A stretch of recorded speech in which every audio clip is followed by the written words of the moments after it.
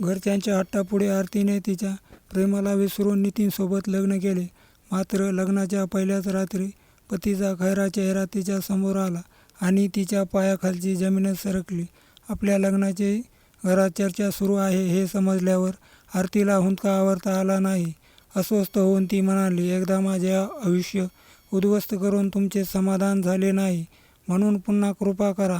जसे आहे तसेच मला राहू द्या. माझ्या खोलीतून निघून जा असे म्हणाली. तिने पाणावलेल्या डोळ्यांनी काही न बोलता अशा खोलीबाहेर आल्या. शेवटी तिच्या या परिस्थितीला आशा तर कारणीभूत होत्या. चौकशी न करताच केवळ मुलाची श्रीमंती पाहून त्यांनी त्यांच्या एकुलत्या एक मुलीचे त्या सैतानाशी लग्न लावून दिले होते. एवढी श्रीमंत माणसे एका सामान्य घरातील मुलीशी आपल्या मुलाचे लग्न लावून द्यायला कशी तयार झाली याचा साधा विचारही त्यांनी केला नाही. आरतीच्या मनात कुणी दुसरे तर नाही हेही जाणून घेतले नाही. आरतीने अनेकदा सांगायचा प्रयत्न केला की तिचं राहुलवर प्रेम आहे, पण तिच्या वडिलांनी त्याकडे जाणून बुजून दुर्लक्ष केले. राहुल आणि आरती एकाच कॉलेजच्या शेवटच्या वर्षाला होते. राहुल आरतीसोबत दिसताच आशा त्याच्याकडे इतक्या रागाने बघायच्या की बिचारा घाबरून जायचा. आरतीवर प्रेम आहे हे सांगायची त्याची कधीच हिंमत झाली नाही. मात्र मनोमन तो आरतीचाच विचार करायचा आणि तीही त्याची स्वप्न पाहायची. नितीन चांगला मुलगा आहे, शिवाय आपल्यापेक्षा कितीतरी जास्त पैसेवाला आहे. त्यांनी त्यांच्या मुलासाठी आपल्या मुलीचा हात मागितला याचा तुला आनंद व्हायला हवा, नाहीतर त्याच्या मुलासाठी मुलीची कमतरता आहे का या जगात, आरतीचे वडील यांनी आशाला सांगितले. मात्र आरती मनापासून लग्नासाठी तयार आहे का हे जाणून घेण्याचा त्यांनी प्रयत्न केला नाही. आईवडिलांची पसंती आणि समाजातील त्यांची प्रतिष्ठा धुळीस मिळू नये म्हणून आरतीने जड अंतकरणाने लग्नाला होकार दिला. तिला आईवडिलांना दुखवायचे नव्हते. मुलाकडचे खूप श्रीमंत होते. आमची मुलगी एकुलती एक आहे, आमचे जे काही आहे ते तिचेच आहे. मग नंतर दिले काय किंवा आता लगेच दिले तरी काय फरक पडणार, असा विचार करून भारत आणि आशा त्यांच्या सर्व मागण्या पूर्ण करत होते. तरी काही केल्या त्यांचे समाधान होत नव्हते. आपल्या मुलीचे खूप श्रीमंत घरात लग्न ठरले आहे हे सांगताना दोघेही थकत नव्हते. एवढ्या मोठ्या घरात मुलीचे लग्न ठरवून भारत यांच्या जीवनाचे सार्थक झाले असे लोक कौतुकाने म्हणत.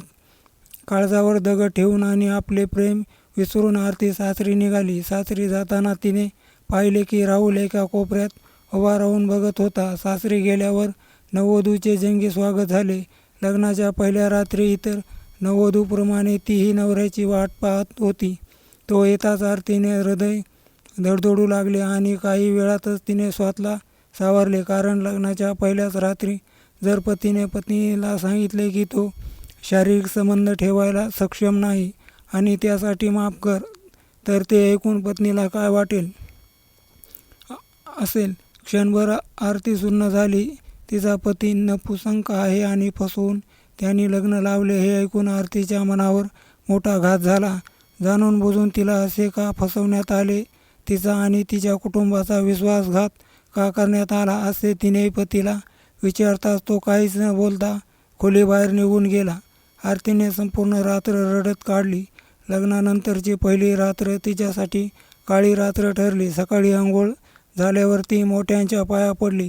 लग्नाच्या उरलेल्या सर्व विधी निमूटपणे पूर्ण केल्या. तिने विचार केला की रात्री जे काही झालं ते सासूला सांगावे आणि त्यांनी आपल्या आयुष्याचा असा खेळ का केला याचा जाब त्यांना विचारावा. पण जाब विचारायला तिचे मन धावत नव्हते. काय करावे हेच तिला सुचत नव्हते. कारण रिसेप्शनवेळी नितीन असा काही वागत होता जसे की त्याची पहिली रात्र खूपच छान गेली. हसून तो आपल्या मित्रांना त्याबद्दल सांगत होता आणि तीही चवीने ऐकत होते. आरतीला असे वाटले की कदाचित त्याने त्यांच्या घरच्यापासून हे सर्व लपवून ठेवले असेल. पूजेच्या दिवशी तिच्या घरचे तिला भेटायला आले. सर्व ठीक आहे ना असे त्यांनी तिला प्रेमाने विचारले. ती मात्र काळजावर दगड ठेवून गप्प बसली. तिने तिचे बोट सांगितले जे ऐकून आईवडिलांना आनंद होईल. एका चांगल्या पतीप्रमाणे नितीनला तिला माहेरी सोडायला गेला. अतिशय आदराने तो सासू सासऱ्यांच्या पाया पडला आणि त्याने सांगितले की तुम्ही आरतीची अजिबात काळजी करू नका, कारण आता ती त्याची जबाबदारी आहे. संस्कारी जावई मिळाल्यामुळे भारत आणि आशा यांना धन्य झाल्यासारखे वाटले. खरे काय आहे हे त्यांना कुठे माहीत होते. ते फक्त आरतीलाच माहीत होते. ती मनातल्या मनात उडत होती. सासरी येऊन आरतीला आठवडा होऊन गेला होता. इतक्या दिवसात एकदाही नितीन आरतीच्या जवळ गेला नव्हता. तिच्याशी साधे प्रेमाने 2 शब्दही बोलला नव्हता. तिच्यासोबत नेमके काय घडते आणि ती इतकी शांत का आहे हे तिला समजत नव्हते. नितीनने विश्वासघात केला हे ती सर्वांना सांगत नव्हती, पण सांगणार तरी काय आणि कोणाला असा विचार करून ती गप्प होती. एकदा झोपेतच आरतीला असे वाटले की कुणीतरी तिच्या मागे झोपले आहे. कदाचित नितीन असेल असा तिने विचार केला, पण ज्याप्रमाणे ती व्यक्ती तिच्या शरीरावरून हात फिरवत होती त्या स्पर्शामुळे तिला संशय आला. तिने लाईट लावून बघितले आणि तिला धक्का बसला. ती व्यक्ती नितीन नव्हे तर त्याचे वडील होते आणि अर्ध्या कपड्यामध्ये पलंगावर बसून तिच्याकडे वाईट नजरेने पाहत होते. तुम्ही इथे माझ्या खोलीत काय करताय ते बाबा, असे विचारून ती सावरून उभी राहिली. मात्र नितीनच्या वडिलांनी तिला खेचून स्वतःजवळ ओढले आणि तिच्यावर जबरदस्ती करण्याचा प्रयत्न केला. आरतीला तिच्या डोळ्यावर विश्वास बसत नव्हता की तिचा सासरा तिच्यासोबत, मी तुमची सून आहे, मग तुम्ही माझ्यासोबत असे. प्रचंड घाबरली आरती अडखळत बोलत होती. सून मोठ्याने हसत तो म्हणाला, तुला माहीत नाही का, माझ्यापासून तुला या घराला वारस मिळवून द्यायचा आहे. म्हणूनच तर आम्ही तुला या घरात सून म्हणून आणले आहे. हे ऐकून आरतीला वाटले की जणू कोणीतरी तिच्या कानाजवळ उकळते तेल ओतत आहेत. ती म्हणाली, वेड्यासारखे काय बोलताय, लाज विकून खाल्ली का. तो मात्र काहीच ऐकायला तयार नव्हता. तो आरतीच्या अंगावर धावून गेला. कसेबसे त्या नराधमापासून वाचत आरतीने दरवाजा उघडला. समोर नितीन आणि त्याची आई उभे होते. घाबरून तिने सासूला मिठी मारली आणि म्हणाली, सासरे जबरदस्ती करू पाहत आहेत. त्यांच्या तावडीतून मला वाचवा. खूप झाला हा खेळ, नीट ऐक. इथे सर्व आमच्या मर्जीनुसार घडत आहे. यासाठी आम्ही तुला सून म्हणून आणले आहे. जास्त आवाज करू नकोस. जे होतंय ते होऊ दे. सासूच्या तोंडून हे ऐकून आरतीला काही सूचनासे झाले. चक्कर येऊन इथेच पडायला होईल असे तिला वाटले. कसेबसे स्वतःला सावरत ती म्हणाली, म्हणजे तुम्हाला माहीत आहे की तुमचा मुलगा. हो, म्हणूनच तर तुझ्यासारख्या एका सामान्य घरातील मुलीला या घरात आणले. नाहीतर आमच्या मुलासाठी मुलीची काही कमतरता नव्हती. पण मीच का हो गोष्ट आमच्यापासून का लपवली. या सर्व गोष्टी लग्नाआधी का तुम्ही सर्वांना आमचा विश्वासघात केला. सांगा ना. रागाने आरती म्हणाली, तुम्हाला काय वाटते मी हे सर्व निमूटपणे सहन करेन? नाही, सत्य काय आहे सर्वांना सांगेन. काय म्हणालीस? सर्वांना सांगशील? कोणाला? तुझ्या बापाला, जो हृदयरोगी आहे. विचार कर, तुझ्या बापाला काही झाले तर तुझी आई काय करणार? तुला घेऊन ती कुठे जाणार? आम्ही जगाला सांगू की तू येताच घरातील पुरुषांना नादाला लावलेस आणि तुझी चोरी पकडली जाताच आम्हालाच दोष देऊ लागलीस. आरतीचे केस ओढत नितीन म्हणाला, तुला काय वाटले तू मला अडवशील म्हणून तुला लग्नाची मागणी घातली. जे आम्ही सांगू तेच तुला करावे लागेल. नाहीतर बोलणे अर्धवटच ठेवून त्याने तिला त्या खोलीतून बाहेर काढले. संपूर्ण रात्र आरती बसून रडत होती. सकाळी तिची सासू समजावत म्हणाली, हे बघ सूनबाई, जे घडतंय ते घडू दे. तुझे कोणाशी संबंध असले तरी काय फरक पडतो. शेवटी आम्ही तुला या घराला वारस देण्यासाठीच लग्न लावून आणले आहे. हे घर आणि घरातल्या लोकांबद्दल आरतीला तिरस्कार वाटू लागला होता. तिचे लग्न म्हणजे एक षडयंत्र होते हे आता तिच्या लक्षात आले होते. लग्नाला 4 महिने झाले होते. या 4 महिन्यात असा एकही दिवस गेला नव्हता ज्या दिवशी ती रडली नसेल. तिचा सासरा ज्या वासनांध नजरेने तिच्याकडे पाहायचा ते पाहून तिच्या अंगावर शहारे यायचे. कसेबसे तिने स्वतःला त्या नराधमापासून सुरक्षित ठेवले होते. भारत जेव्हा कधी मुलीला माहेरी न्यायला यायचे तेव्हा आरतीशिवाय या घराची गैरसोय होईल असे सांगून ते तिला माहेरी पाठवत नसत. त्यांचा आरतीवर खूप जीव आहे म्हणूनच ते तिला कुठेच पाठवू शकत नाहीत असे ते आरतीच्या वडिलांना भासवायचे. आपल्या मुलीला त्या घरात खूप प्रेम मिळत आहे असे वाटून भारत यांना प्रचंड आनंद झाला. त्यांच्या मुलीसोबत या घरात नेमके काय घडत आहे याची त्यांना पुसटशीही कल्पना नव्हती. वडिलांचा जीव आरतीला धोक्यात घालायचा नव्हता म्हणून ती गप्प होती. मात्र त्या दिवशी हद्दच झाली जेव्हा तिला तिच्या सासऱ्यासोबत एका खोलीत बंद करण्यात आले. ती ओरडत होती पण कोणी दरवाजा उघडला नाही. बिचारी काय करणार होती. खोलीतील रॉड घेऊन तिने त्या नराधमाच्या डोक्यावर मारला. त्याच्या डोक्याच्या ओरडण्याच्या आवाजाने सर्व दरवाजा उघडून आत आले. त्यांची नजर चुकून आरती पळून गेली. आपल्या मुलीला असे एकटे आणि भकास अवस्थेत पाहून भारत आणि आशा यांना आश्चर्याचा धक्का बसला. त्यानंतर जेव्हा त्यांना सत्य समजले तेव्हा त्यांच्या पायाखालची जमीन सरकली. रागाने ते मुलीच्या सासरी गेले आणि त्यांनी जाब विचारला तेव्हा त्यांनी सांगितले की असे काहीच घडले नाही. उलट त्यांच्या वेड्या मुलीला त्यांच्या मुलाच्या गाठीशी बांधले. त्यामुळे विश्वासघात तर आरतीच्या वडिलांनी केला आहे. हो का? असेल तर तुमचा मुलगा नपुंसक आहे की नाही याची तपासणी तुम्ही करा आणि आमची मुलगी वेडी आहे का याची तपासणी आम्ही करतो. त्यामुळे सत्य उजेडात येईल. तुम्हाला काय वाटले आम्ही गप्प बसू? नाही, अशा भ्रमात राहू नका. तुम्ही सर्वांनी आतापर्यंत माझ्यातील शालीनता पाहिली आहे, पण आता मी तुम्हाला दाखवून देईन की मी काय करू शकतो. मोठ्या न्यायालयात जावे लागले तरी चालेल, पण तुम्हाला सोडणार नाही. तुम्हाला सर्वांना जेलच होईल, पण तुझा बाप त्याला फाशीची शिक्षा भोगायला लावली नाही तर भारत नाव लावणार नाही. असे सांगताना भारत यांचा चेहरा रागाने लालबुंद झाला. त्यांचे असे बोलणे ऐकून नितीनच्या घरचे घाबरले. खोटे आणि गुन्हेगार तर ते होतेच, त्यामुळे त्यांची पाचावर धारण बसली. काय विचार करतोस? थांब. त्यांना तो पोलिसात गेला तर आपल्यापैकी कोणीच वाचू शकणार नाही.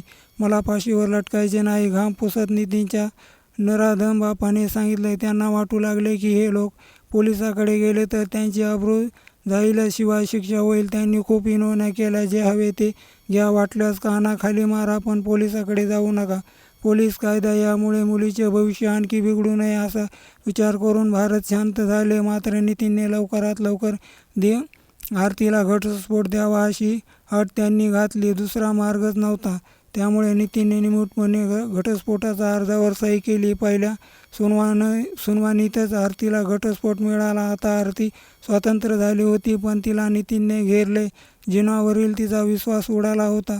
संपूर्ण दिवस ती एका खोलीत बसून राहायची. नीट खात नव्हती, कुणाशी बोलत नव्हती. मुलीला काही होणार तर नाही ना, ती जीवाचे बरे वाईट तर करून घेणार नाही ना, असा विचार सतत मनात येत असल्याने भारत आणि आशा यांची झोप उडाली होती. मुलीच्या या अवस्थेसाठी ते स्वतःलाच अपराधी मानत होते. आरतीने पहिल्यासारखे वागावे, तिला आनंदाने जगावेसे वाटावे, यासाठी काय करायला हवे ते त्यांना समजत नव्हते. आरती, बाळा बघ कोण आले आहे. तिच्या आईने लाईट लावत सांगितले. तिने नजर वर करून पाहिले, पण तिला काहीच नीट दिसत नव्हते. सतत अंधारामुळे राहिल्यामुळे अचानक आलेल्या प्रकाशामुळे तिची अशी अवस्था झाली होती. तिने बारकाईने पाहिले आणि ती बघतच राहिली. राहुल, तिच्या तोंडून शब्द फुटले. एकेकाळी आरती आणि राहुलचे एकमेकावर प्रेम होते, पण ते सांगू शकले नाही. ते भारत आणि आशा यांना माहीत होते. कदाचित त्यांनी त्या दोघांना बोलायची संधी दिली नाही आणि त्यांनी स्वतःच आरतीच्या आयुष्याचा निर्णय घेतला. आता मात्र राहुल त्याच्या मुलीवर ओठावर हसू आणू शकत होता. तोच तिला आयुष्यभर साथ देऊ शकत होता, असा विचार करून त्यांनी राहुलची आरतीची भेट घडवून आणली. थोडासे संकोचत राहुलने विचारले, कशी आहेस? आरतीने मात्र काहीच उत्तर दिले नाही. मला विसरलेस का? अगं मी राहुल, आठवते का? तिला बोलते करण्याच्या हेतूने त्याने विचारले. तरी आरती गप्प होती. राहुल हळूहळू तिला जुन्या गोष्टी, महाविद्यालयातील आठवणी सांगू लागला. सर्वांच्या नजरा चुकवून दोघे रोज एकमेकांना कसे भेटायचे, कॅन्टीनमध्ये बसून कसे कॉफी प्यायचे, तो जुन्या आठवणींना उजाळा देत होता. आरती मात्र भकास नजरेने पाहत होती. तिची अशी अवस्था पाहून राहुलचे डोळे पाणावले. तो म्हणाला, आरती, तू स्वतःला अंधाऱ्या खोलीत का बंद करून घेतले? जे घडले त्यात तुझे काहीच दोष नव्हता. स्वतःला शिक्षा का देतेस? काळोखात बसल्यामुळे तुझे दुःख दूर होईल का? जे तुझ्याशी चुकीचे वागले त्यांना शिक्षा मिळेल का? सांग ना. तर मग मी काय करू? मी तेच केले ना जे माझ्या आईवडिलांनी सांगितले. पण मला काय मिळाले? डोळे पुसत आरतीने विचारले.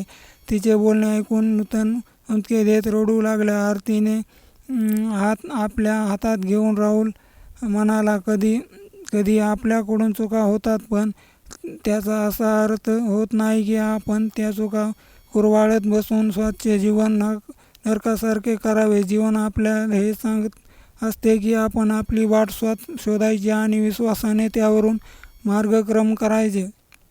तणाव आणि निराशेचा अंधार बाजूला सारून जीवनात आनंदाचा प्रकाश पसरवणे सहज शक्य आहे. फक्त त्यासाठी घडून गेलेल्या वाईट गोष्टी विसरून जाणे गरजेचे आहे. आरती, तुझ्या मनात भीतीने घर केले आहे.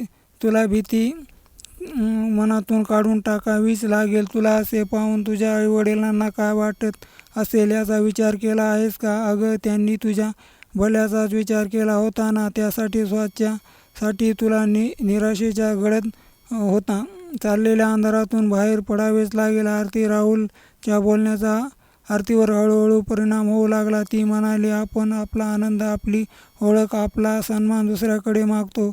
असे का होते? कारण आपल्याला आपल्यातील क्षमतेची जाणीव नसते. नीट डोळे उघडून बघ, तुझ्या समोर तुझे सुंदर जग आहे. राहुलच्या बोलण्याने तिला नजर वर करून बघायला भाग पाडले. जणू ते सांगत होता की आरती, अजूनही मी इथेच उभा राहून तुझी वाट बघत आहे. जिथे तू मला एकट्याला सोडून गेली होतीस, फक्त तुझ्या होकाराची प्रतीक्षा करत आहे. आरती, मग बघ, मी तुझे आयुष्य आनंदाने उधळून टाकेन. राहुलच्या छातीवर डोकं ठेवून आरती ओक्साबोक्शी रडू लागली. जणू कधीचे साचून राहिलेलं दुःख घळाघळा डोळ्यातून ओघळत होते. मनातले दुःख अश्रुवाटे निघून जावे आणि ती त्या वेदनादायी भूतकाळातून बाहेर यावी यासाठी राहुलने तिला मनसोक्त रडू दिले. बाहेर उभ्या असलेल्या भारत आणि आशा यांच्या डोळ्यातूनही न थांबता अश्रू ओघळत होते. पण आज त्या आनंदाश्रू होत्या. आता राहुल आणि आरतीचे लग्न झाले आहे आणि ते आनंदाने जीवन जगत आहेत. कथा आवडली असेल तर व्हिडिओला लाईक आणि चॅनेलला सबस्क्राईब जरूर करा. धन्यवाद.